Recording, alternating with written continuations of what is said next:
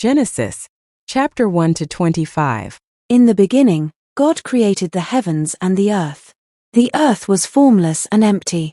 Darkness was on the surface of the deep, and God's Spirit was hovering over the surface of the waters.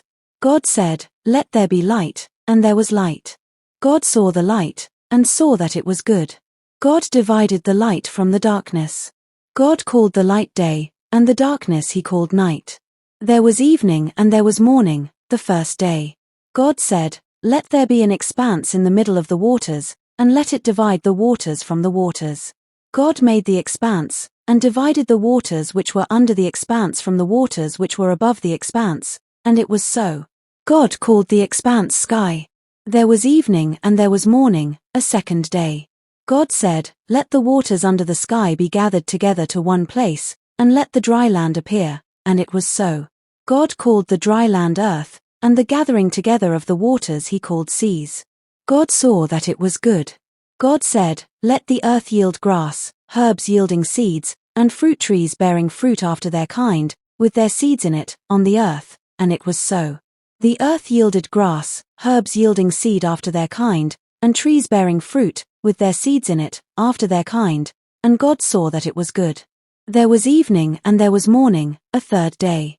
God said, "Let there be lights in the expanse of the sky to divide the day from the night, and let them be for signs to mark seasons, days, and years. And let them be for lights in the expanse of the sky to give light on the earth," and it was so.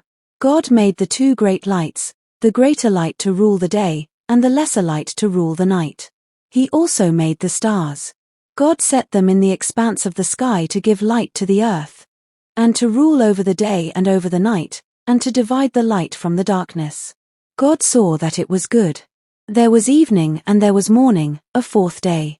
God said, "Let the waters abound with living creatures, and let birds fly above the earth in the open expanse of the sky."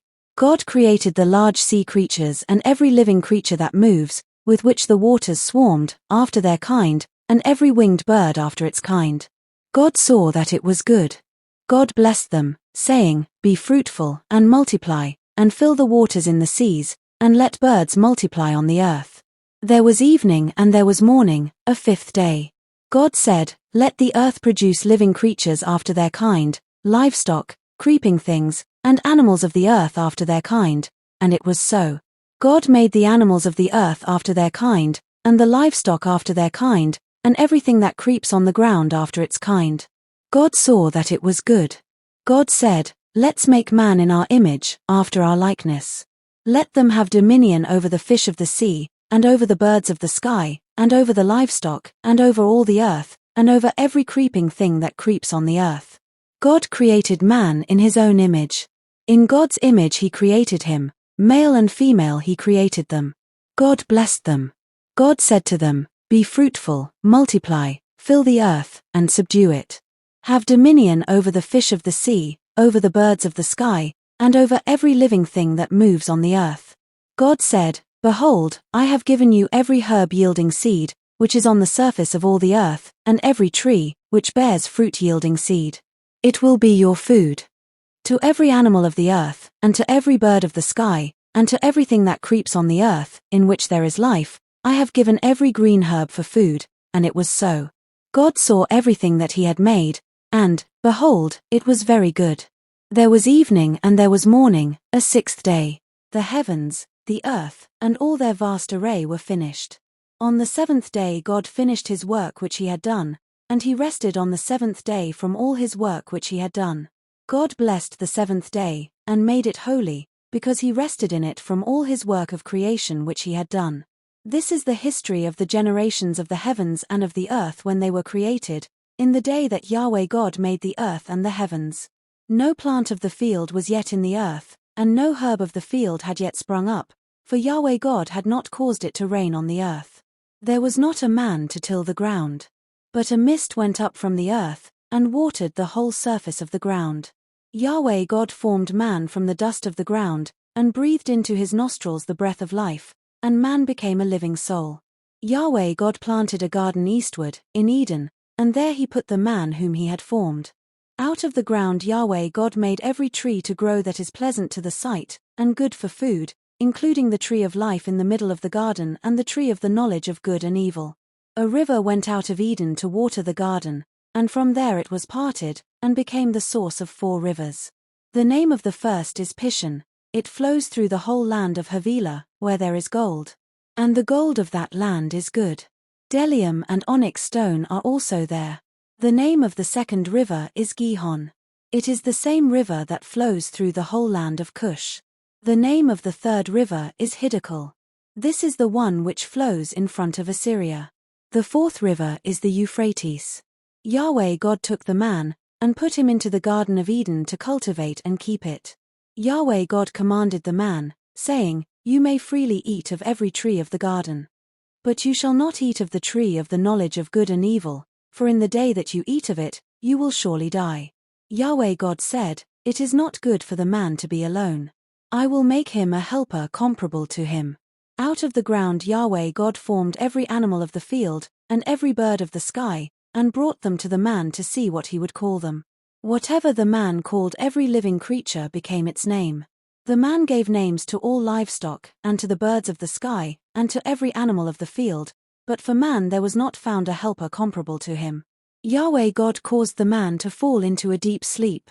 As the man slept, he took one of his ribs, and closed up the flesh in its place. Yahweh God made a woman from the rib which he had taken from the man, and brought her to the man. The man said, This is now bone of my bones, and flesh of my flesh. She will be called woman, because she was taken out of man. Therefore a man will leave his father and his mother, and will join with his wife, and they will be one flesh. The man and his wife were both naked, and they were not ashamed. Now the serpent was more subtle than any animal of the field which Yahweh God had made. He said to the woman, Has God really said, You shall not eat of any tree of the garden? The woman said to the serpent, We may eat fruit from the trees of the garden, but not the fruit of the tree which is in the middle of the garden. God has said, You shall not eat of it. You shall not touch it, lest you die. The serpent said to the woman, You won't really die. For God knows that in the day you eat it, your eyes will be opened, and you will be like God, knowing good and evil. When the woman saw that the tree was good for food, and that it was a delight to the eyes, and that the tree was to be desired to make one wise, she took some of its fruit, and ate. Then she gave some to her husband with her, and he ate it, too. Their eyes were opened, and they both knew that they were naked. They sewed fig leaves together, and made coverings for themselves. They heard Yahweh God's voice walking in the garden in the cool of the day, and the man and his wife hid themselves from the presence of Yahweh God among the trees of the garden. Yahweh God called to the man, and said to him, Where are you? The man said, I heard your voice in the garden, and I was afraid, because I was naked, so I hid myself. God said, Who told you that you were naked? Have you eaten from the tree that I commanded you not to eat from? The man said, The woman whom you gave to be with me, she gave me fruit from the tree, and I ate it. Yahweh God said to the woman, What have you done? The woman said, The serpent deceived me, and I ate. Yahweh God said to the serpent, Because you have done this, you are cursed above all livestock, and above every animal of the field. You shall go on your belly and you shall eat dust all the days of your life. I will put hostility between you and the woman, and between your offspring and her offspring. He will bruise your head, and you will bruise his heel. To the woman he said, I will greatly multiply your pain in childbirth. You will bear children in pain. Your desire will be for your husband, and he will rule over you. To Adam he said, Because you have listened to your wife's voice, and have eaten from the tree, about which I commanded you, saying, You shall not eat of it, the ground is cursed for your sake. You will eat from it with much labor all the days of your life. It will yield thorns and thistles to you, and you will eat the herb of the field. You will eat bread by the sweat of your face until you return to the ground, for you were taken out of it. For you are dust, and you shall return to dust.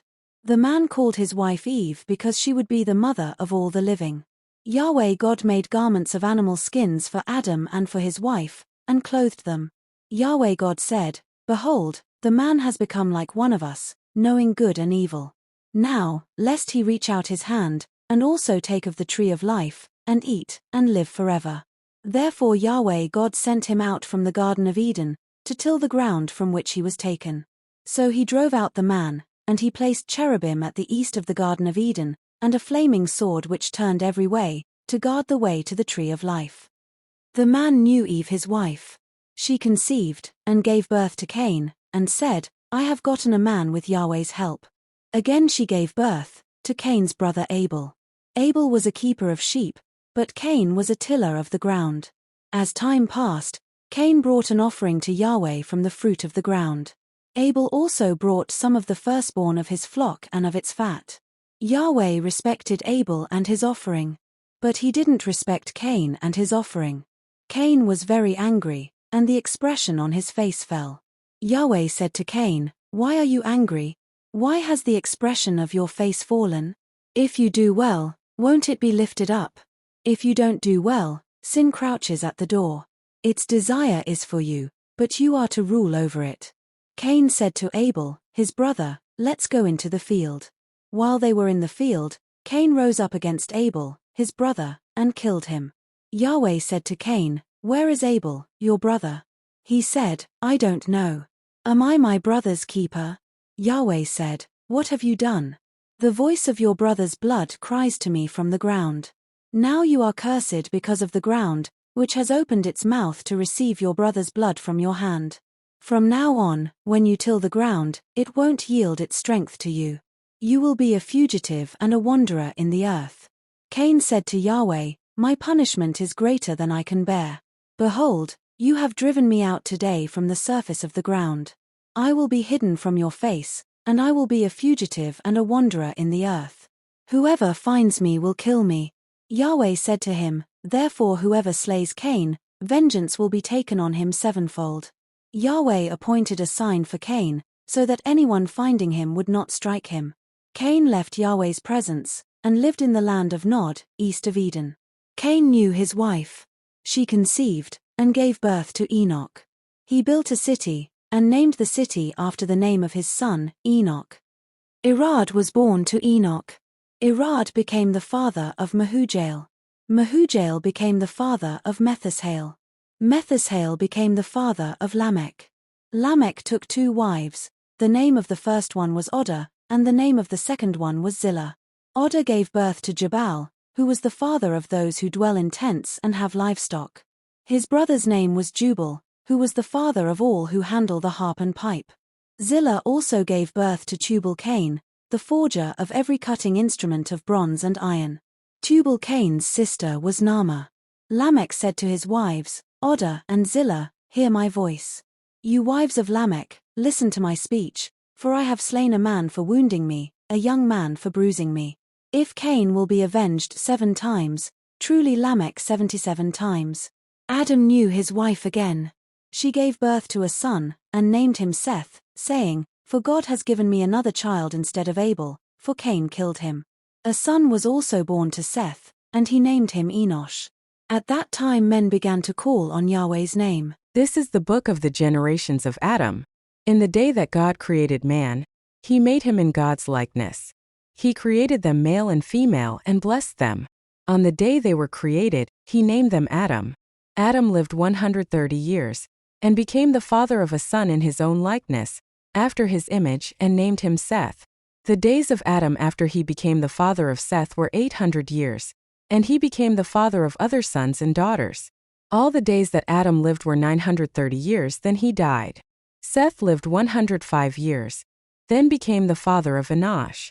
Seth lived after he became the father of Enosh 807 years, and became the father of other sons and daughters. All of the days of Seth were 912 years, then he died. Enosh lived 90 years, and became the father of Kenan. Enosh lived after he became the father of Kenan 815 years, and became the father of other sons and daughters. All of the days of Enosh were 905 years, then he died. Kenan lived 70 years, then became the father of Mahalalel. Kenan lived after he became the father of Mahalalel 840 years, and became the father of other sons and daughters. And all of the days of Kenan were 910 years, then he died. Mahalalel lived 65 years, then became the father of Jared. Mahalalel lived after he became the father of Jared 830 years, and became the father of other sons and daughters. All of the days of Mahalalel were 895 years, then he died. Jared lived 162 years, then became the father of Enoch. Jared lived after he became the father of Enoch 800 years, and became the father of other sons and daughters. All of the days of Jared were 962 years, then he died. Enoch lived 65 years, then became the father of Methuselah. After Methuselah's birth, Enoch walked with God for 300 years, and became the father of more sons and daughters. All the days of Enoch were 365 years. Enoch walked with God, and he was not found, for God took him. Methuselah lived 187 years, then became the father of Lamech. Methuselah lived after he became the father of Lamech 782 years, and became the father of other sons and daughters. All the days of Methuselah were 969 years, then he died. Lamech lived 182 years, then became the father of a son. He named him Noah, saying, "This one will comfort us in our work and in the toil of our hands, caused by the ground which Yahweh has cursed." Lamech lived after he became the father of Noah 595 years, and became the father of other sons and daughters. All the days of Lamech were 777 years, then he died. Noah was 500 years old. Then Noah became the father of Shem, Ham, and Japheth. When men began to multiply on the surface of the ground, and daughters were born to them, God's sons saw that men's daughters were beautiful, and they took any that they wanted for themselves as wives. Yahweh said, "My spirit will not strive with man forever, because he also is flesh, so his days will be 120 years. The Nephilim were in the earth in those days, and also after that, when God's sons came into men's daughters and had children with them. Those were the mighty men who were of old, men of renown. Yahweh saw that the wickedness of man was great in the earth, and that every imagination of the thoughts of man's heart was continually only evil. Yahweh was sorry that he had made man on the earth, and it grieved him in his heart. Yahweh said, I will destroy man whom I have created from the surface of the ground, man along with animals, creeping things, and birds of the sky, for I am sorry that I have made them. But Noah found favor in Yahweh's eyes. This is the history of the generations of Noah. Noah was a righteous man, blameless among the people of his time. Noah walked with God. Noah became the father of 3 sons, Shem, Ham, and Japheth. The earth was corrupt before God, and the earth was filled with violence. God saw the earth and saw that it was corrupt, for all flesh had corrupted their way on the earth. God said to Noah, I will bring an end to all flesh, for the earth is filled with violence through them. Behold, I will destroy them in the earth. Make a ship of gopher wood. You shall make rooms in the ship, and shall seal it inside and outside with pitch. This is how you shall make it. The length of the ship shall be 300 cubits, its width 50 cubits, and its height 30 cubits. You shall make a roof in the ship, and you shall finish it to a cubit upward. You shall set the door of the ship in its side. You shall make it with lower, second, and third levels. Even I will bring the flood of waters on this earth, to destroy all flesh having the breath of life from under the sky. Everything that is in the earth will die. But I will establish my covenant with you. You shall come into the ship, you, your sons, your wife, and your sons' wives with you. Of every living thing of all flesh, you shall bring 2 of every sort into the ship, to keep them alive with you. They shall be male and female. Of the birds after their kind, of the livestock after their kind, of every creeping thing of the ground after its kind, 2 of every sort will come to you, to keep them alive. Take with you some of all food that is eaten, and gather it to yourself, and it will be for food for you and for them. Thus Noah did. He did all that God commanded him. Yahweh said to Noah, Come with all of your household into the ship, for I have seen your righteousness before me in this generation. You shall take 7 pairs of every clean animal with you, the male and his female. Of the animals that are not clean take 2, the male and his female. Also of the birds of the sky, 7 and 7, male and female, to keep seed alive on the surface of all the earth. In 7 days I will cause it to rain on the earth for 40 days and 40 nights. I will destroy every living thing that I have made from the surface of the ground. Noah did everything that Yahweh commanded him. Noah was 600 years old when the flood of waters came on the earth. Noah went into the ship with his sons, his wife, and his sons' wives because of the floodwaters.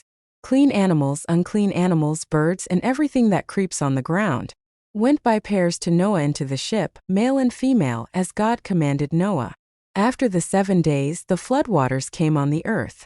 In the 600th year of Noah's life, in the 2nd month, on the 17th day of the month, on that day all the fountains of the great deep burst open, and the sky's windows opened. It rained on the earth 40 days and 40 nights. In the same day Noah and Shem, Ham and Japheth, the sons of Noah, and Noah's wife and the 3 wives of his sons with them, entered into the ship. They and every animal after its kind, all the livestock after their kind, every creeping thing that creeps on the earth after its kind, and every bird after its kind, every bird of every sort. Pairs from all flesh with the breath of life in them went into the ship to Noah. Those who went in male and female of all flesh, as God commanded him. Then Yahweh shut him in. The flood was 40 days on the earth. The waters increased and lifted up the ship, and it was lifted up above the earth. The waters rose and increased greatly on the earth, and the ship floated on the surface of the waters. The waters rose very high on the earth. All the high mountains that were under the whole sky were covered. The waters rose 15 cubits higher, and the mountains were covered. All flesh died that moved on the earth, including birds, livestock, animals, every creeping thing that creeps on the earth, and every man. All on the dry land, in whose nostrils was the breath of the Spirit of life, died. Every living thing was destroyed that was on the surface of the ground, including man, livestock, creeping things, and birds of the sky. They were destroyed from the earth. Only Noah was left, and those who were with him in the ship. The waters flooded the earth 150 days. God remembered Noah, all the animals, and all the livestock that were with him in the ship. And God made a wind to pass over the earth. The waters subsided. The deep's fountains and the sky's windows were also stopped, and the rain from the sky was restrained. The waters continually receded from the earth. After the end of 150 days the waters receded. The ship rested in the 7th month, on the 17th day of the month, on Ararat's mountains. The waters receded continually until the 10th month. In the 10th month, on the 1st day of the month, the tops of the mountains were visible. At the end of 40 days, Noah opened the window of the ship which he had made, and he sent out a raven. It went back and forth, until the waters were dried up from the earth. He himself sent out a dove to see if the waters were abated from the surface of the ground, but the dove found no place to rest her foot, and she returned into the ship to him, for the waters were on the surface of the whole earth. He put out his hand and took her, and brought her to him into the ship. He waited yet another 7 days, and again he sent the dove out of the ship. The dove came back to him at evening, and behold, in her mouth was a freshly plucked olive leaf. So Noah knew that the waters were abated from the earth.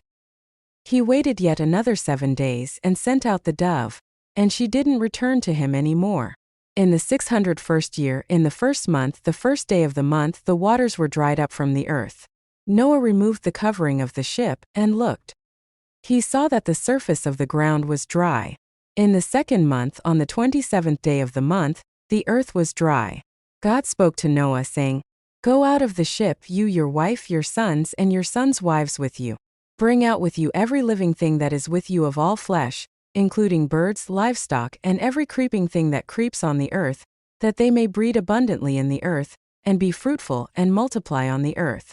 Noah went out with his sons, his wife, and his sons' wives with him.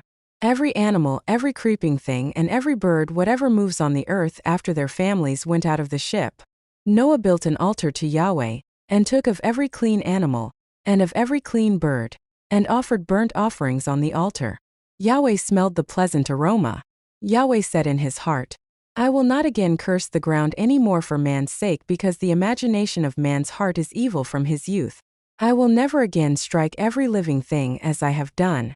While the earth remains, seed time and harvest, and cold and heat, and summer and winter, and day and night will not cease." God blessed Noah and his sons and said to them, "Be fruitful, multiply, and replenish the earth. The fear of you and the dread of you will be on every animal of the earth, and on every bird of the sky. Everything that moves along the ground, and all the fish of the sea, are delivered into your hand. Every moving thing that lives will be food for you. As I gave you the green herb, I have given everything to you. But flesh with its life, that is, its blood, you shall not eat. I will surely require accounting for your life's blood. At the hand of every animal I will require it. At the hand of man, even at the hand of every man's brother, I will require the life of man. Whoever sheds man's blood, his blood will be shed by man, for God made man in his own image. Be fruitful and multiply. Increase abundantly in the earth, and multiply in it. God spoke to Noah and to his sons with him, saying, As for me, behold, I establish my covenant with you, and with your offspring after you, and with every living creature that is with you, the birds, the livestock, and every animal of the earth with you, of all that go out of the ship, even every animal of the earth. I will establish my covenant with you. All flesh will not be cut off any more by the waters of the flood. There will never again be a flood to destroy the earth. God said, This is the token of the covenant which I make between me and you and every living creature that is with you, for perpetual generations. I set my rainbow in the cloud, and it will be a sign of a covenant between me and the earth. When I bring a cloud over the earth, that the rainbow will be seen in the cloud, I will remember my covenant, which is between me and you and every living creature of all flesh, and the waters will no more become a flood to destroy all flesh. The rainbow will be in the cloud. I will look at it, that I may remember the everlasting covenant between God and every living creature of all flesh that is on the earth. God said to Noah, This is the token of the covenant which I have established between me and all flesh that is on the earth. The sons of Noah who went out from the ship were Shem, Ham, and Japheth. Ham is the father of Canaan. These three were the sons of Noah, and from these the whole earth was populated. Noah began to be a farmer, and planted a vineyard. He drank of the wine and got drunk. He was uncovered within his tent. Ham, the father of Canaan, saw the nakedness of his father, and told his two brothers outside. Shem and Japheth took a garment, and laid it on both their shoulders, went in backwards, and covered the nakedness of their father. Their faces were backwards, and they didn't see their father's nakedness. Noah awoke from his wine, and knew what his youngest son had done to him. He said, Canaan is cursed. He will be a servant of servants to his brothers. He said, Blessed be Yahweh the God of Shem. Let Canaan be his servant. May God enlarge Japheth. Let him dwell in the tents of Shem. Let Canaan be his servant. Noah lived 350 years after the flood. All the days of Noah were 950 years, and then he died. Now this is the history of the generations of the sons of Noah and of Shem, Ham, and Japheth. Sons were born to them after the flood. The sons of Japheth were Gomer, Magog, Madai, Javan, Tubal, Meshech, and Tiras. The sons of Gomer were Ashkenaz, Riphath, and Togarmah. The sons of Javan were Elisha, Tarshish, Kittim, and Dodanim. Of these were the islands of the nations divided in their lands, everyone after his language, after their families in their nations. The sons of Ham were Cush, Mizraim, Put, and Canaan. The sons of Cush were Seba, Havilah, Sabta, Ramah, and Sabteka. The sons of Ramah were Sheba and Dedan. Cush became the father of Nimrod. He began to be a mighty one in the earth. He was a mighty hunter before Yahweh. Therefore it is said, like Nimrod, a mighty hunter before Yahweh. The beginning of his kingdom was Babel, Erech, Akkad, and Calneh, in the land of Shinar. Out of that land he went into Assyria, and built Nineveh, Rehoboth-ir, Calah, and Rezin between Nineveh and the great city Calah. Mizraim became the father of Ludim, Anamim, Lehabim, Naphtahim, Pathrusim, Casluim, which the Philistines descended from, and Caphtorim. Canaan became the father of Sidon, his firstborn, Hate, the Jebusites, the Amorites, the Girgashites, the Hivites, the Archites, the Sinites, the Arvadites, the Zemarites, and the Hamathites. Afterward the families of the Canaanites were spread abroad. The border of the Canaanites was from Sidon, as you go toward Gerar, to Gaza, as you go toward Sodom, Gomorrah, Admah, and Zeboim to Lasha. These are the sons of Ham, after their families, according to their languages, in their lands and their nations. Children were also born to Shem, the elder brother of Japheth, the father of all the children of Eber. The sons of Shem were Elam, Ashur, Arpachshad, Lud, and Aram. The sons of Aram were Uzi, Hul, Gether, and Mash. Arpachshad became the father of Shelah. Shelah became the father of Eber. To Eber were born two sons. The name of the one was Peleg, for in his days the earth was divided. His brother's name was Joktan. Joktan became the father of Almodad, Shalef, Hazarmaveth, Jerah, Hadaram, Uzal, Diklah, Obal, Abimael, Sheba, Ophir, Havilah, and Jobab. All these were the sons of Joktan. Their dwelling extended from Mesha, as you go toward Sephar, the mountain of the east. These are the sons of Shem by their families, according to their languages, lands, and nations. These are the families of the sons of Noah, by their generations, according to their nations. The nations divided from these in the earth after the flood. The whole earth was of one language and of one speech. As they traveled east, they found a plain in the land of Shinar, and they lived there. They said to one another, "Come, let's make bricks and burn them thoroughly." They had brick for stone, and they used tar for mortar. They said, "Come, let's build ourselves a city, and a tower whose top reaches to the sky, and let's make a name for ourselves, lest we be scattered abroad on the surface of the whole earth." Yahweh came down to see the city and the tower, which the children of men built. Yahweh said, "Behold, they are one people, and they all have one language, and this is what they begin to do. Now nothing will be withheld from them which they intend to do. Come, let's go down, and there confuse their language, that they may not understand one another's speech." So Yahweh scattered them abroad from there on the surface of all the earth. They stopped building the city. Therefore its name was called Babel, because there Yahweh confused the language of all the earth. From there Yahweh scattered them abroad on the surface of all the earth. This is the history of the generations of Shem. Shem was 100 years old when he became the father of Arpachshad 2 years after the flood. Shem lived 500 years after he became the father of Arpachshad, and became the father of more sons and daughters. Arpachshad lived 35 years and became the father of Shelah. Arpachshad lived 403 years after he became the father of Shelah, and became the father of more sons and daughters. Shelah lived 30 years, and became the father of Eber. Shelah lived 403 years after he became the father of Eber, and became the father of more sons and daughters. Eber lived 34 years, and became the father of Peleg. Eber lived 430 years after he became the father of Peleg, and became the father of more sons and daughters. Peleg lived 30 years, and became the father of Reu. Peleg lived 209 years after he became the father of Reu, and became the father of more sons and daughters. Reu lived 32 years, and became the father of Serach. Reu lived 207 years after he became the father of Serach, and became the father of more sons and daughters. Serach lived 30 years, and became the father of Nahor. Serach lived 200 years after he became the father of Nahor, and became the father of more sons and daughters. Nahor lived 29 years, and became the father of Terah. Nahor lived 119 years after he became the father of Terah, and became the father of more sons and daughters. Terah lived 70 years, and became the father of Abram, Nahor, and Haran. Now this is the history of the generations of Terah. Terah became the father of Abram, Nahor, and Haran. Haran became the father of Lot. Haran died in the land of his birth in Ur of the Chaldees, while his father Terah was still alive. Abram and Nahor married wives.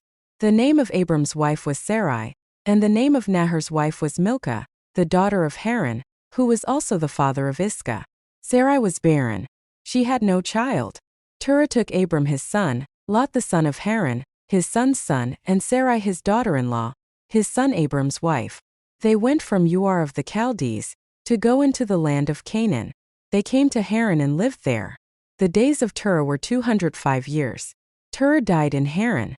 Now Yahweh said to Abram, "Leave your country and your relatives and your father's house, and go to the land that I will show you. I will make of you a great nation. I will bless you and make your name great. You will be a blessing. I will bless those who bless you, and I will curse him who treats you with contempt. All the families of the earth will be blessed through you." So Abram went as Yahweh had told him. Lot went with him. Abram was 75 years old when he departed from Haran.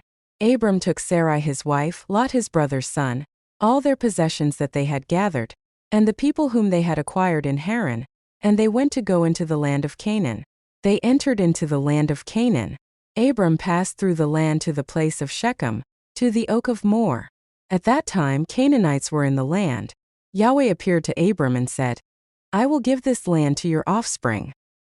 He built an altar there to Yahweh, who had appeared to him.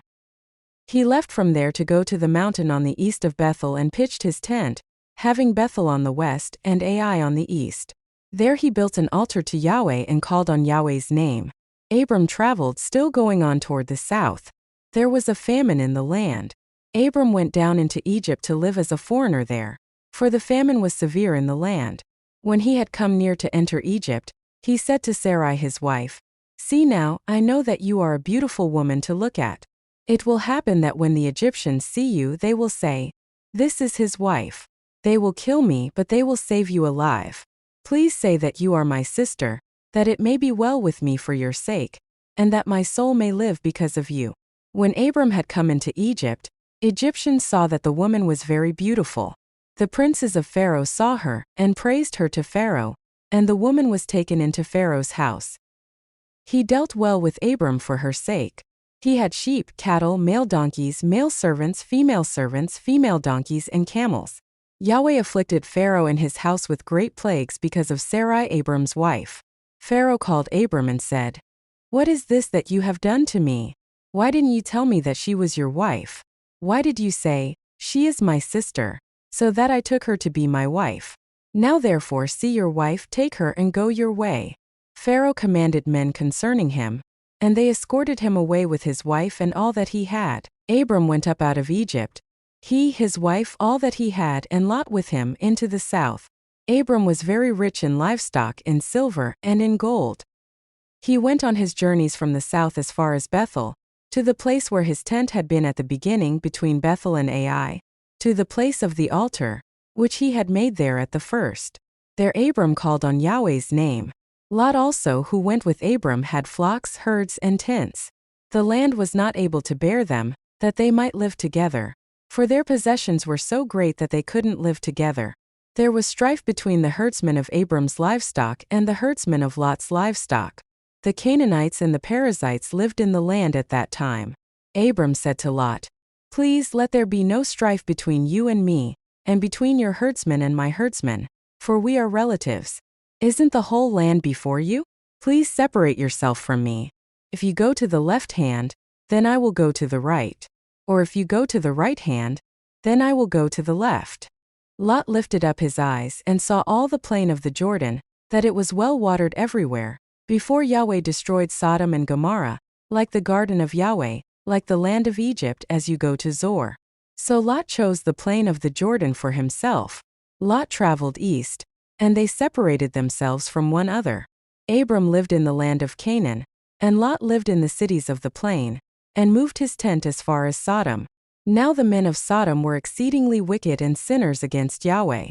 Yahweh said to Abram after Lot was separated from him, "Now lift up your eyes and look from the place where you are, northward and southward and eastward and westward, for I will give all the land which you see to you and to your offspring forever. I will make your offspring as the dust of the earth, so that if a man can count the dust of the earth, then your offspring may also be counted. Arise, walk through the land in its length and in its width, for I will give it to you." Abram moved his tent, and came and lived by the oaks of Mamre, which are in Hebron, and built an altar there to Yahweh. In the days of Amraphel, king of Shinar, Arioch, king of Elasa, Chedorlaomer, king of Elam, and Tidal, king of Goyim, they made war with Bera, king of Sodom, Bersha, king of Gomorrah, Shernab, king of Admah, Shemeber, king of Zeboim, and the king of Bela, also called Zor. All these joined together in the valley of Siddim, also called the Salt Sea. They served Chedorlaomer for 12 years, and in the 13th year they rebelled. In the 14th year Chedorlaomer and the kings who were with him came and struck the Rephaim in Ashtaroth Karnaim, the Zuzim in Ham, the Emim in Shave Kiriathaim, and the Horites in their Mount Seir, to El Paran, which is by the wilderness. They returned and came to En Mishpat, also called Kadesh, and struck all the country of the Amalekites, and also the Amorites that lived in Hazazon Tamar.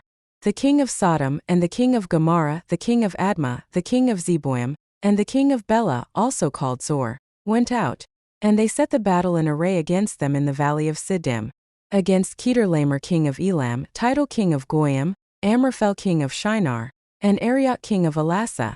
for kings against the 5. Now the valley of Siddim was full of tar pits. And the kings of Sodom and Gomorrah fled, and some fell there. Those who remained fled to the hills. They took all the goods of Sodom and Gomorrah, and all their food, and went their way. They took Lot, Abram's brother's son, who lived in Sodom, and his goods, and departed. One who had escaped came and told Abram the Hebrew. At that time he lived by the oaks of Mamre, the Amorite, brother of Eshcol and brother of Aner.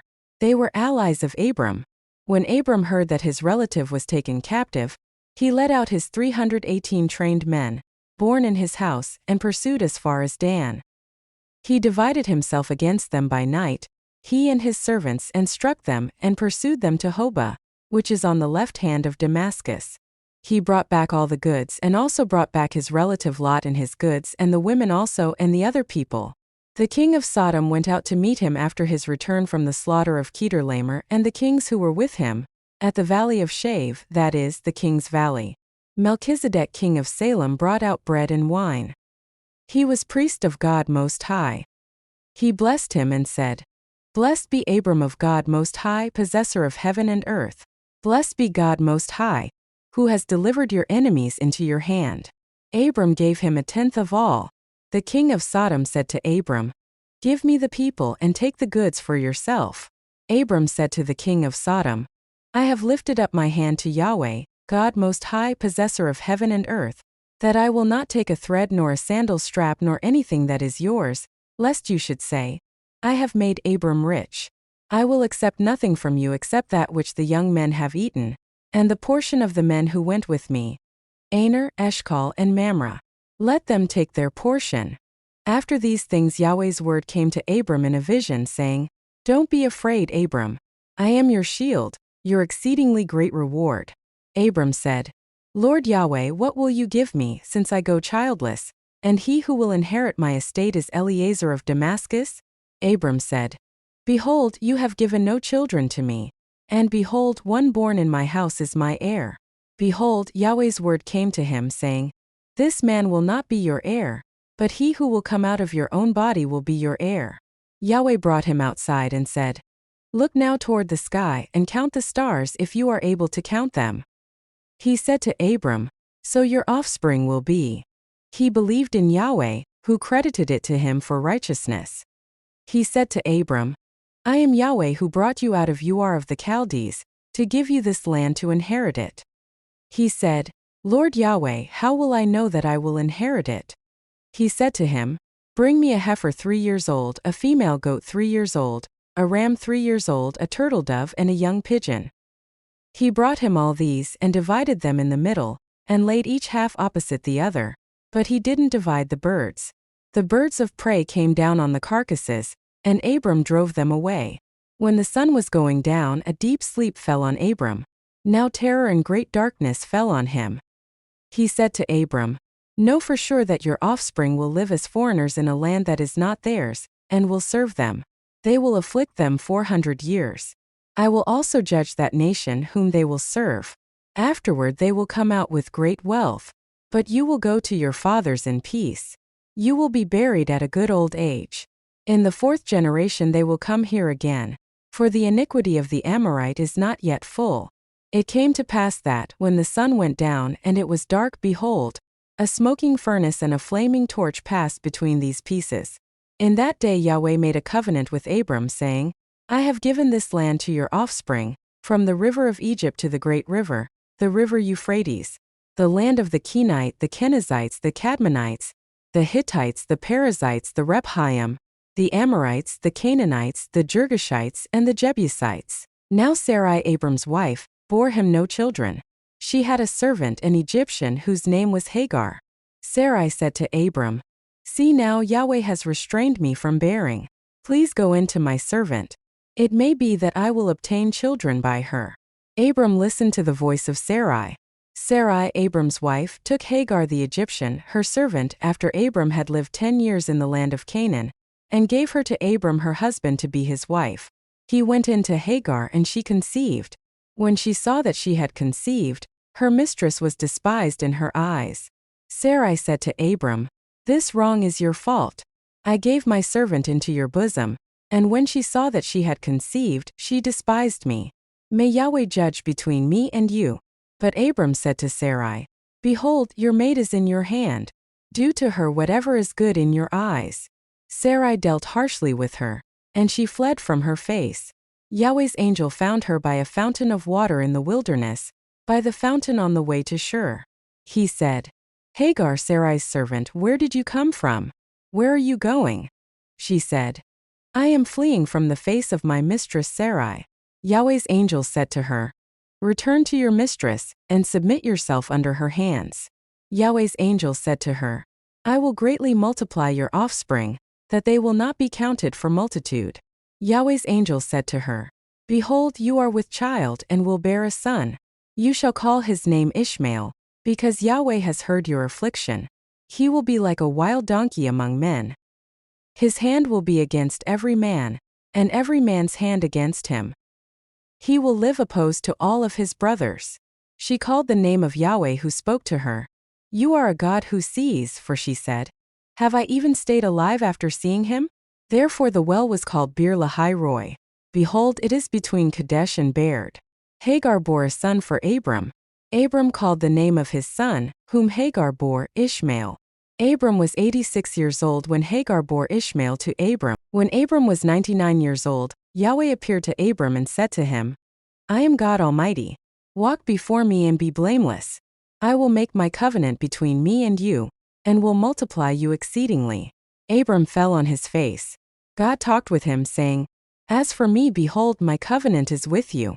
You will be the father of a multitude of nations. Your name will no more be called Abram, but your name will be Abraham. For I have made you the father of a multitude of nations. I will make you exceedingly fruitful, and I will make nations of you. Kings will come out of you. I will establish my covenant between me and you and your offspring after you throughout their generations for an everlasting covenant, to be a God to you and to your offspring after you. I will give to you and to your offspring after you the land where you are traveling, all the land of Canaan, for an everlasting possession. I will be their God. God said to Abraham, As for you, you shall keep my covenant, you and your offspring after you throughout their generations. This is my covenant, which you shall keep, between me and you and your offspring after you. Every male among you shall be circumcised. You shall be circumcised in the flesh of your foreskin. It will be a token of the covenant between me and you. He who is 8 days old shall be circumcised among you, every male throughout your generations. He who is born in the house, or bought with money from any foreigner who is not of your offspring.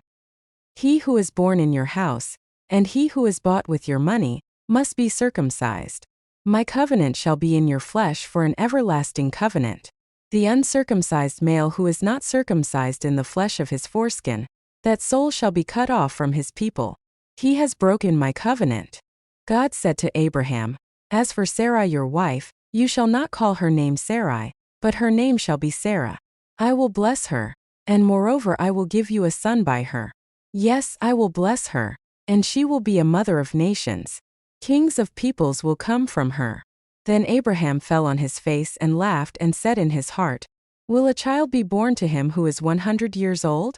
Will Sarah, who is 90 years old, give birth? Abraham said to God, Oh, that Ishmael might live before you. God said, No, but Sarah your wife will bear you a son. You shall call his name Isaac. I will establish my covenant with him for an everlasting covenant for his offspring after him. As for Ishmael, I have heard you. Behold, I have blessed him, and will make him fruitful, and will multiply him exceedingly. He will become the father of 12 princes, and I will make him a great nation. But I will establish my covenant with Isaac, whom Sarah will bear to you at this set time next year. When he finished talking with him, God went up from Abraham. Abraham took Ishmael his son, all who were born in his house, and all who were bought with his money, every male among the men of Abraham's house, and circumcised the flesh of their foreskin in the same day, as God had said to him. Abraham was 99 years old when he was circumcised in the flesh of his foreskin. Ishmael, his son, was 13 years old when he was circumcised in the flesh of his foreskin. In the same day both Abraham and Ishmael, his son, were circumcised. All the men of his house, those born in the house, and those bought with money from a foreigner, were circumcised with him. Yahweh appeared to him by the oaks of Mamre, as he sat in the tent door in the heat of the day. He lifted up his eyes and looked, and saw that 3 men stood near him. When he saw them, he ran to meet them from the tent door, and bowed himself to the earth, and said, "My Lord, if now I have found favor in your sight, please don't go away from your servant. Now let a little water be fetched, wash your feet, and rest yourselves under the tree. I will get a piece of bread so you can refresh your heart. After that you may go your way, now that you have come to your servant." They said, "Very well, do as you have said." Abraham hurried into the tent to Sarah and said, "Quickly prepare 3 seahs of fine meal, knead it and make cakes." Abraham ran to the herd, and fetched a tender and good calf, and gave it to the servant. He hurried to dress it. He took butter, milk, and the calf which he had dressed, and set it before them. He stood by them under the tree, and they ate. They asked him, "Where is Sarah your wife?" He said, "There in the tent." He said, "I will certainly return to you at about this time next year. And behold, Sarah your wife will have a son." Sarah heard in the tent door, which was behind him. Now Abraham and Sarah were old, well advanced in age. Sarah had passed the age of childbearing. Sarah laughed within herself, saying, "After I have grown old will I have pleasure, my Lord being old also?" Yahweh said to Abraham, "Why did Sarah laugh, saying, 'Will I really bear a child when I am old?'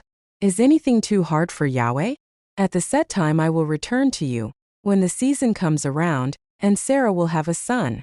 Then Sarah denied it, saying, "I didn't laugh," for she was afraid. He said, "No, but you did laugh." The men rose up from there, and looked toward Sodom. Abraham went with them to see them on their way. Yahweh said, "Will I hide from Abraham what I do?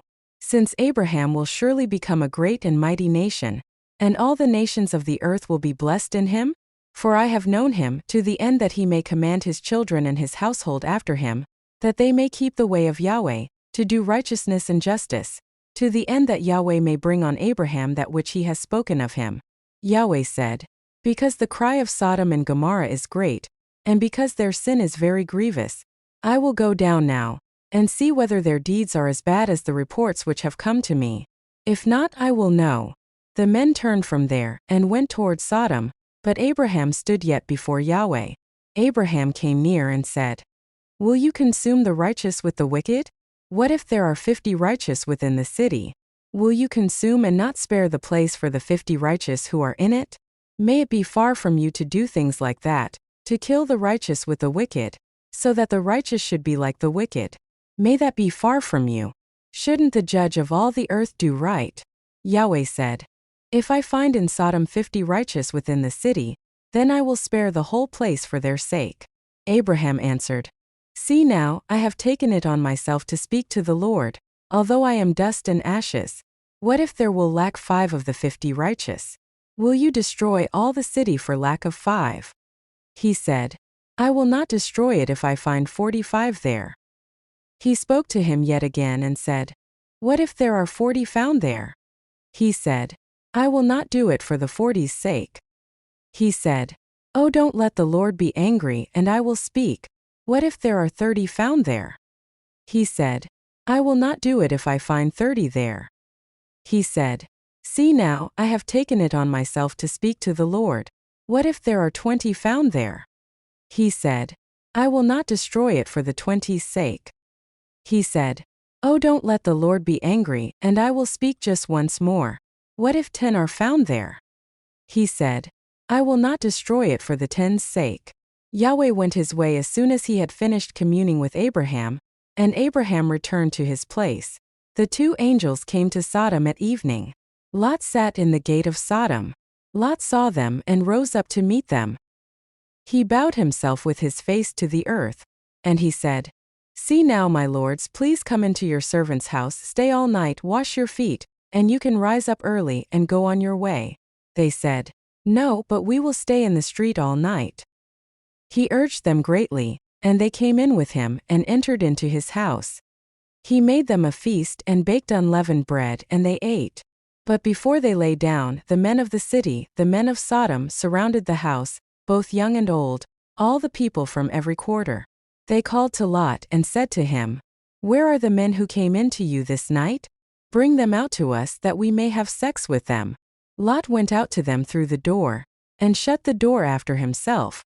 He said, "Please, my brothers, don't act so wickedly. See now I have 2 virgin daughters. Please let me bring them out to you, and you may do to them what seems good to you. Only don't do anything to these men, because they have come under the shadow of my roof." They said, "Stand back." Then they said, "This one fellow came in to live as a foreigner, and he appoints himself a judge. Now we will deal worse with you than with them." They pressed hard on the man Lot, and came near to break the door. But the men reached out their hand, and brought Lot into the house to them, and shut the door. They struck the men who were at the door of the house with blindness, both small and great, so that they wearied themselves to find the door. The men said to Lot, "Do you have anybody else here? Sons-in-law, your sons, your daughters, and whomever you have in the city, bring them out of the place. For we will destroy this place, because the outcry against them has grown so great before Yahweh that Yahweh has sent us to destroy it." Lot went out and spoke to his sons-in-law, who were pledged to marry his daughters, and said, "Get up, get out of this place, for Yahweh will destroy the city." But he seemed to his sons-in-law to be joking.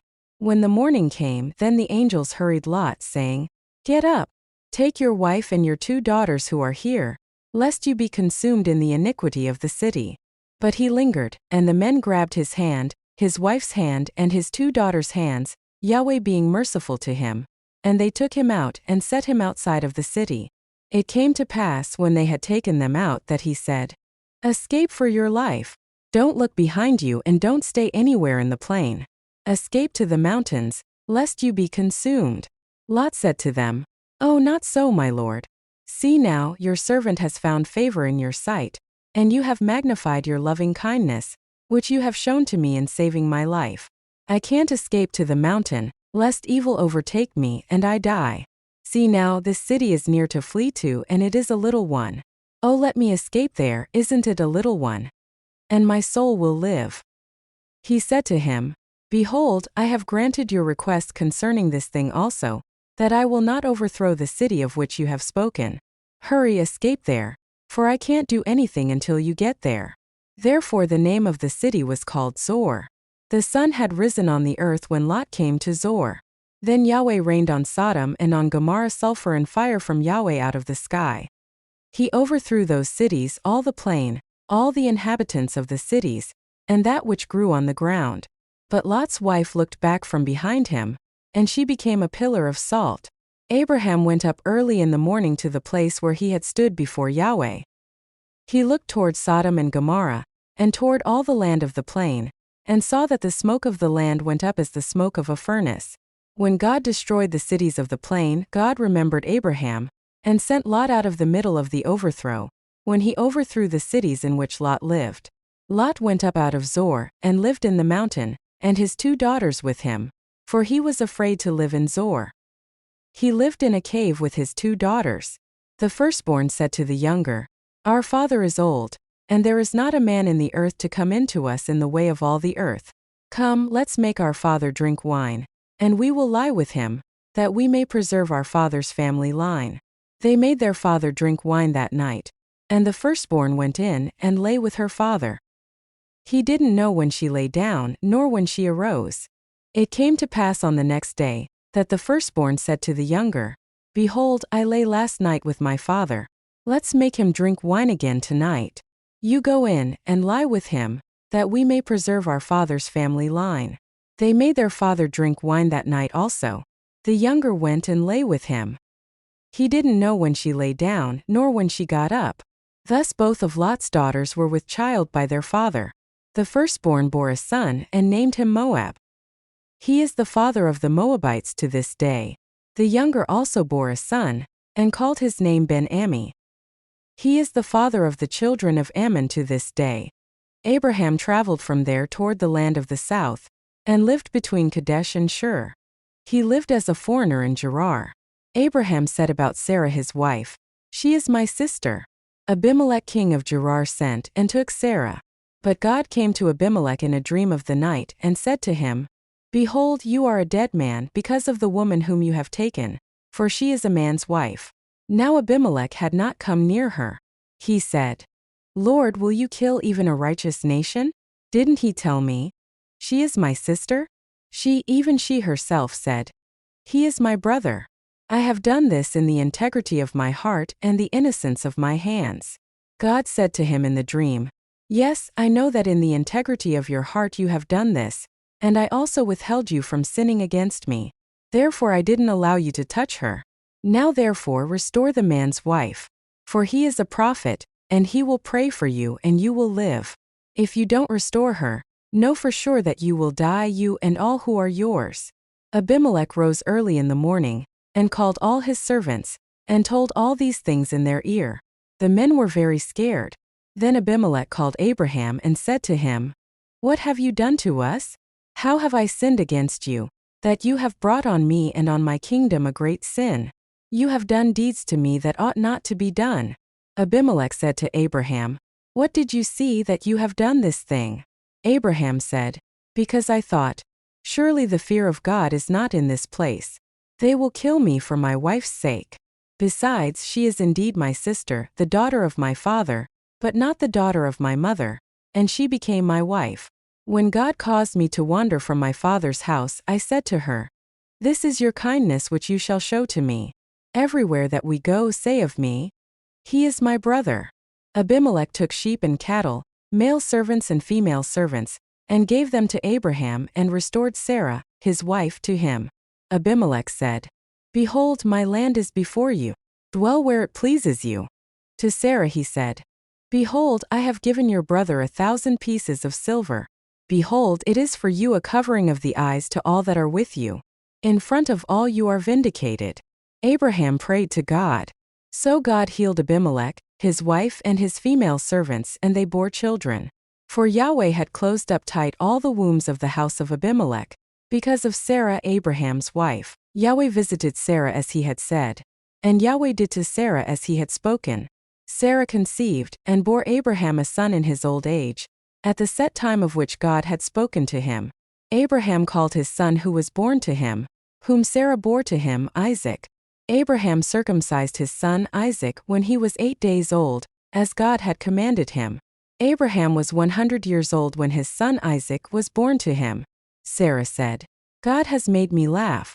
Everyone who hears will laugh with me.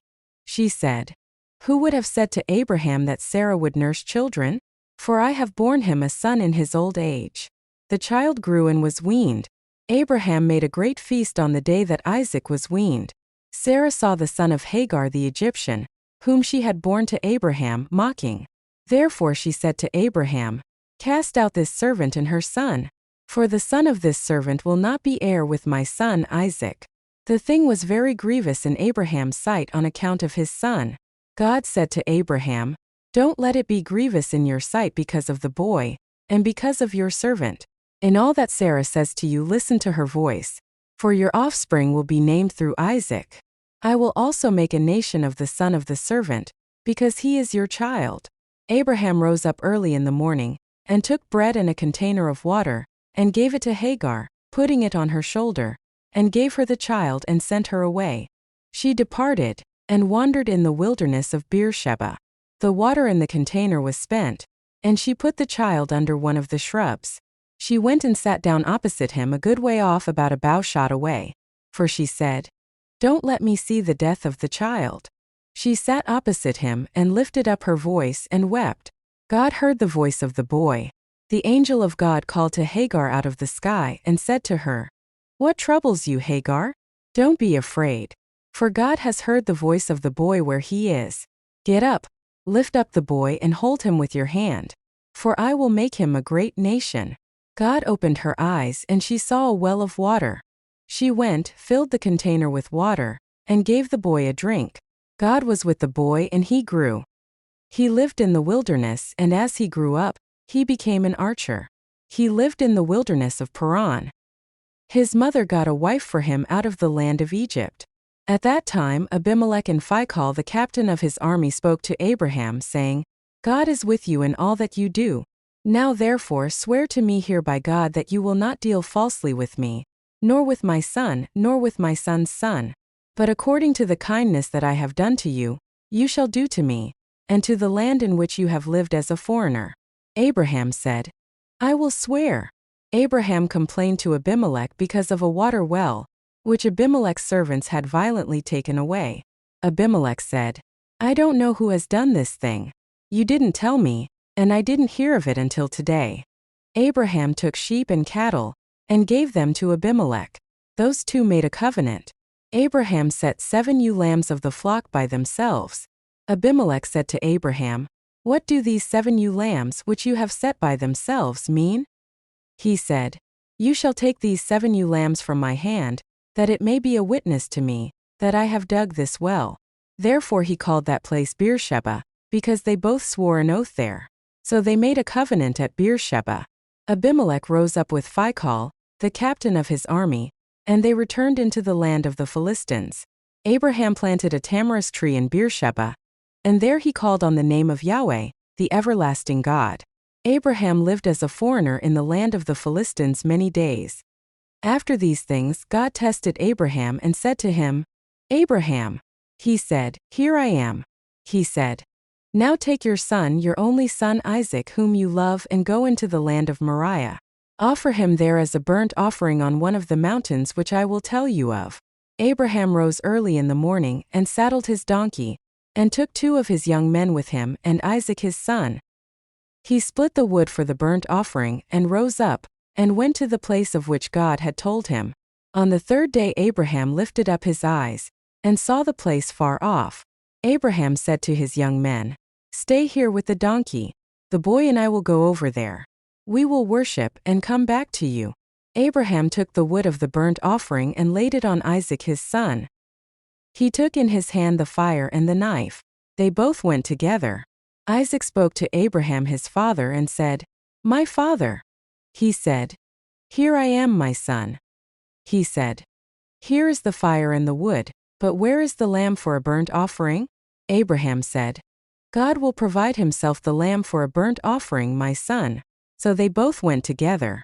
They came to the place which God had told him of.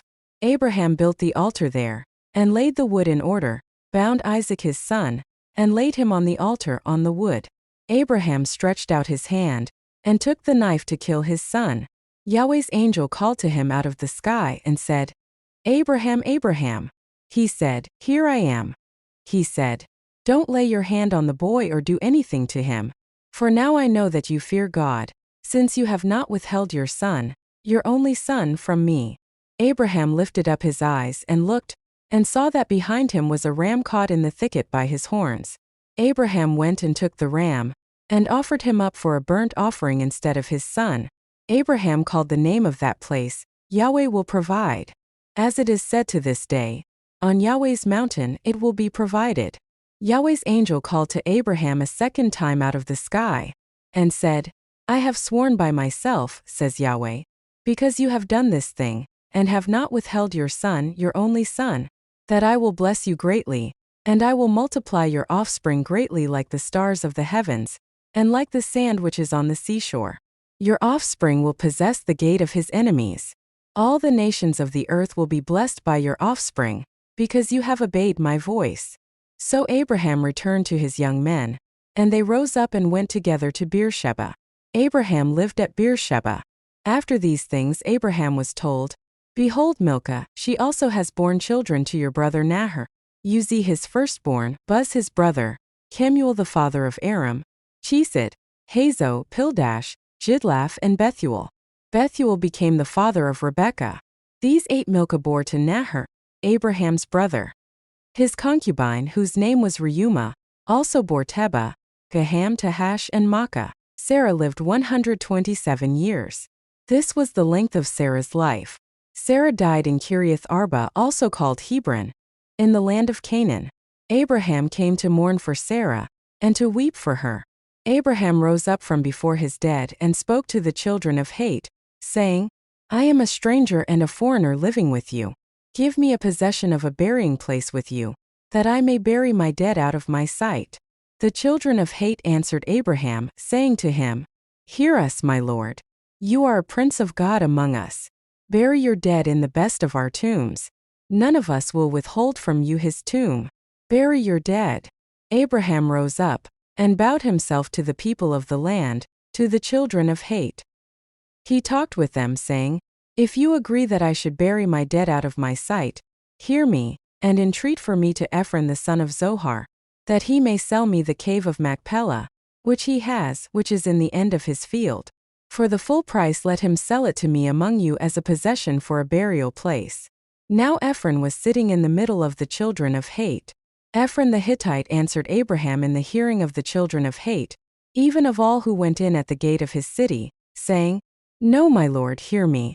I give you the field, and I give you the cave that is in it. In the presence of the children of my people I give it to you. Bury your dead." Abraham bowed himself down before the people of the land. He spoke to Ephron in the audience of the people of the land, saying, "But if you will, please hear me. I will give the price of the field. Take it from me, and I will bury my dead there." Ephron answered Abraham, saying to him, "My lord, listen to me. What is a piece of land worth 400 shekels of silver between me and you? Therefore bury your dead." Abraham listened to Ephron. Abraham weighed to Ephron the silver which he had named in the hearing of the children of Het, 400 shekels of silver, according to the current merchant's standard. So the field of Ephron which was in Machpelah, which was before Mamre, the field, the cave which was in it, and all the trees that were in the field, that were in all of its borders, were deeded to Abraham for a possession in the presence of the children of Het, before all who went in at the gate of his city. After this, Abraham buried Sarah his wife in the cave of the field of Machpelah before Mamre, that is Hebron, in the land of Canaan. The field, and the cave that is in it, were deeded to Abraham by the children of Het as a possession for a burial place. Abraham was old and well advanced in age. Yahweh had blessed Abraham in all things. Abraham said to his servant, the elder of his house, who ruled over all that he had, "Please put your hand under my thigh. I will make you swear by Yahweh, the God of heaven and the God of the earth, that you shall not take a wife for my son of the daughters of the Canaanites, among whom I live. But you shall go to my country, and to my relatives, and take a wife for my son Isaac." The servant said to him, "What if the woman isn't willing to follow me to this land? Must I bring your son again to the land you came from?" Abraham said to him, "Beware that you don't bring my son there again. Yahweh the God of heaven, who took me from my father's house, and from the land of my birth, who spoke to me, and who swore to me, saying, I will give this land to your offspring. He will send his angel before you, and you shall take a wife for my son from there. If the woman isn't willing to follow you, then you shall be clear from this oath to me. Only you shall not bring my son there again." The servant put his hand under the thigh of Abraham his master, and swore to him concerning this matter. The servant took 10 of his master's camels, and departed, having a variety of good things of his master's with him. He arose and went to Mesopotamia to the city of Nahor. He made the camels kneel down outside the city by the well of water at the time of evening, the time that women go out to draw water. He said, "Yahweh, the God of my master Abraham, please give me success today, and show kindness to my master Abraham. Behold, I am standing by the spring of water. The daughters of the men of the city are coming out to draw water. Let it happen that the young lady to whom I will say, Please let down your pitcher that I may drink, then she says, Drink, and I will also give your camels a drink.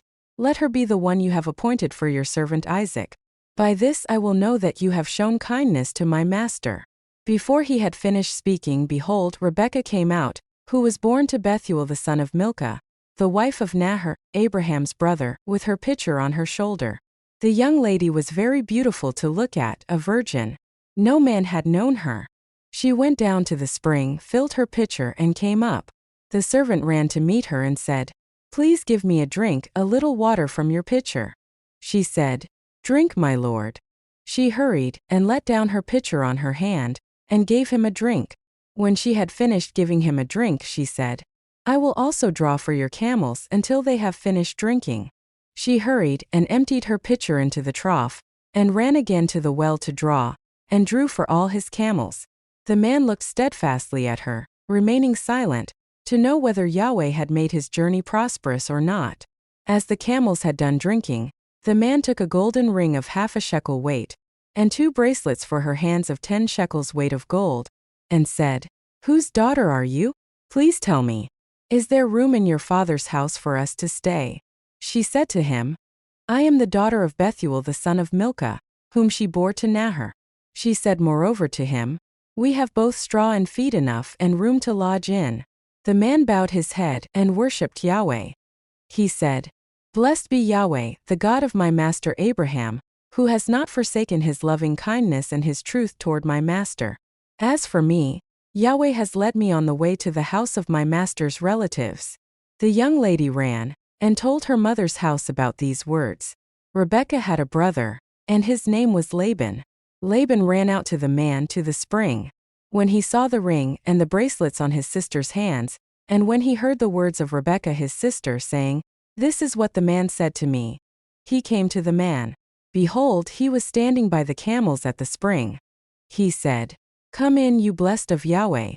Why do you stand outside? For I have prepared the house and room for the camels." The man came into the house, and he unloaded the camels. He gave straw and feed for the camels, and water to wash his feet and the feet of the men who were with him. Food was set before him to eat, but he said, "I will not eat until I have told my message." Laban said, "Speak on." He said, "I am Abraham's servant. Yahweh has blessed my master greatly. He has become great. Yahweh has given him flocks and herds, silver and gold, male servants and female servants, and camels and donkeys. Sarah, my master's wife, bore a son to my master when she was old. He has given all that he has to him. My master made me swear, saying, 'You shall not take a wife for my son from the daughters of the Canaanites, in whose land I live, but you shall go to my father's house, and to my relatives, and take a wife for my son.' I asked my master, 'What if the woman will not follow me?' He said to me, 'Yahweh before whom I walk will send his angel with you and prosper your way. You shall take a wife for my son from my relatives, and of my father's house. Then you will be clear from my oath, when you come to my relatives. If they don't give her to you, you shall be clear from my oath.' I came today to the spring and said, 'Yahweh the God of my master Abraham, if now you do prosper my way which I go, behold, I am standing by this spring of water. Let it happen that the maiden who comes out to draw, to whom I will say, "Please give me a little water from your pitcher to drink," then she tells me, "Drink, and I will also draw for your camels." Let her be the woman whom Yahweh has appointed for my master's son." Before I had finished speaking in my heart, behold, Rebekah came out with her pitcher on her shoulder. She went down to the spring and drew. I said to her, "Please let me drink." She hurried and let down her pitcher from her shoulder and said, "Drink, and I will also give your camels a drink." So I drank, and she also gave the camels a drink. I asked her and said, "Whose daughter are you?" She said, "The daughter of Bethuel, Nahor's son, whom Milcah bore to him." I put the ring on her nose, and the bracelets on her hands. I bowed my head and worshipped Yahweh and blessed Yahweh, the God of my master Abraham, who had led me in the right way to take my master's brother's daughter for his son. Now if you will deal kindly and truly with my master, tell me. If not, tell me that I may turn to the right hand or to the left." Then Laban and Bethuel answered, "The thing proceeds from Yahweh. We can't speak to you bad or good. And behold, Rebekah is before you. Take her and go, and let her be your master's son's wife, as Yahweh has spoken." When Abraham's servant heard their words, he bowed himself down to the earth to Yahweh. The servant brought out jewels of silver, and jewels of gold, and clothing, and gave them to Rebekah. He also gave precious things to her brother and her mother. They ate and drank, he and the men who were with him, and stayed all night. They rose up in the morning, and he said, "Send me away to my master." Her brother and her mother said, "Let the young lady stay with us a few days, at least 10. After that she will go." He said to them, "Don't hinder me, since Yahweh has prospered my way. Send me away that I may go to my master." They said, "We will call the young lady and ask her." They called Rebekah and said to her, "Will you go with this man?" She said, "I will go." They sent away Rebekah, their sister, with her nurse, Abraham's servant, and his men. They blessed Rebekah and said to her, "Our sister, may you be the mother of thousands of 10,000s, and let your offspring possess the gate of those who hate them. Rebekah arose with her ladies. They rode on the camels and followed the man. The servant took Rebekah and went his way. Isaac came from the way of Beer Lahai Roi, for he lived in the land of the south. Isaac went out to meditate in the field at the evening. He lifted up his eyes and looked. Behold, there were camels coming. Rebekah lifted up her eyes, and when she saw Isaac, she got off the camel. She said to the servant, "Who is the man who is walking in the field to meet us?" The servant said, "It is my master." She took her veil and covered herself. The servant told Isaac all the things that he had done. Isaac brought her into his mother Sarah's tent, and took Rebekah, and she became his wife. He loved her. So Isaac was comforted after his mother's death. Abraham took another wife, and her name was Keturah. She bore him Zimran, Jokshan, Medan, Midian, Ishbak, and Shua. Jokshan became the father of Sheba and Dedan. The sons of Dedan were Ashurim, Letushim, and Lumim. The sons of Midian were Ephah, Epher, Hanok, Abida, and Eldah. All these were the children of Keturah. Abraham gave all that he had to Isaac. But Abraham gave gifts to the sons of Abraham's concubines. While he still lived, he sent them away from Isaac his son, eastward to the east country. These are the days of the years of Abraham's life which he lived, 175 years. Abraham gave up his spirit, and died at a good old age, an old man and full of years, and was gathered to his people. Isaac and Ishmael, his sons, buried him in the cave of Machpelah, in the field of Ephron, the son of Zohar the Hittite, which is near Mamre, the field which Abraham purchased from the children of Het. Abraham was buried there with Sarah, his wife. After the death of Abraham, God blessed Isaac his son. Isaac lived by Beer Lahai Roi.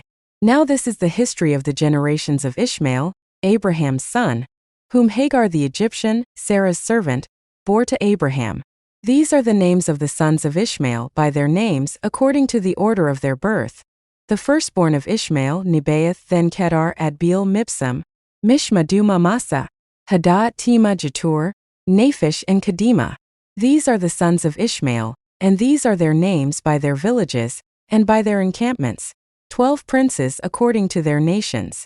These are the years of the life of Ishmael, 137 years. He gave up his spirit and died, and was gathered to his people. They lived from Havilah to Shur, that is before Egypt, as you go toward Assyria. He lived opposite all his relatives. This is the history of the generations of Isaac, Abraham's son. Abraham became the father of Isaac. Isaac was 40 years old when he took Rebekah, the daughter of Bethuel the Syrian of Paddan Aram, the sister of Laban the Syrian, to be his wife. Isaac entreated Yahweh for his wife, because she was barren. Yahweh was entreated by him, and Rebekah his wife conceived. The children struggled together within her. She said, "If it is like this, why do I live?" She went to inquire of Yahweh. Yahweh said to her, "Two nations are in your womb. Two peoples will be separated from your body. The one people will be stronger than the other people. The elder will serve the younger." When her days to be delivered were fulfilled, behold, there were twins in her womb. The first came out red all over like a hairy garment. They named him Esau. After that, his brother came out, and his hand had hold on Esau's heel. He was named Jacob. Isaac was 60 years old when she bore them. The boys grew. Esau was a skillful hunter, a man of the field.